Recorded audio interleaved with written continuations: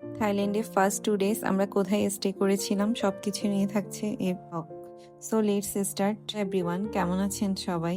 আমরা বাংলাদেশ থেকে বুক দিয়ে এসেছিলাম এখানে। চেক ইন পেপার দেখে আমরা রুমে চলে আসি। এটা ছিল বস সুইটস নানা hotel. We got a really spacious room with a big size bed. রুমটা একদম নিট এন্ড ক্লিন ছিল অ্যান্ড আমাদের এই রুমের সাথে ব্রেকফাস্টও ইনক্লুডেড ছিল। 2 ডেজ আমরা এখানে স্টে করি। রুমে আসার পর অনেক কজি একটা ভাইব পাচ্ছিলাম। এটা ছিল আমার রুমের উইন্ডো ভিউ। খুব সুন্দর একটা ভিউ দেখা যাচ্ছিল। ব্যাংকক সিটির নাইট ভিউ দেখে আমি তো মহা খুশি। Honestly this moment felt so good and peaceful.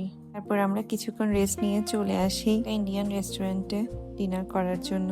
আমরা আসলে রিভিউ দেখে দেখে এই রেস্টুরেন্টে যাচ্ছিলাম। আমরা হারিয়ালি চিকেন অ্যান্ড মাসালা ভেন্ডি অর্ডার করি উইথ রাইস।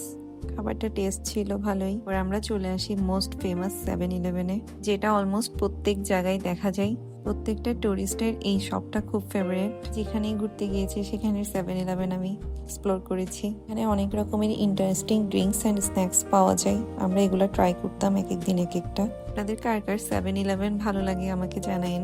আমরা আর কোথাও যাইনি, ডিরেক্টলি হোটেলে গিয়ে রেস্ট নিই। ব্লগে জানাবো সেকেন্ড ডেতে আমরা কি কি করেছি ব্যাংককে। Thanks for watching.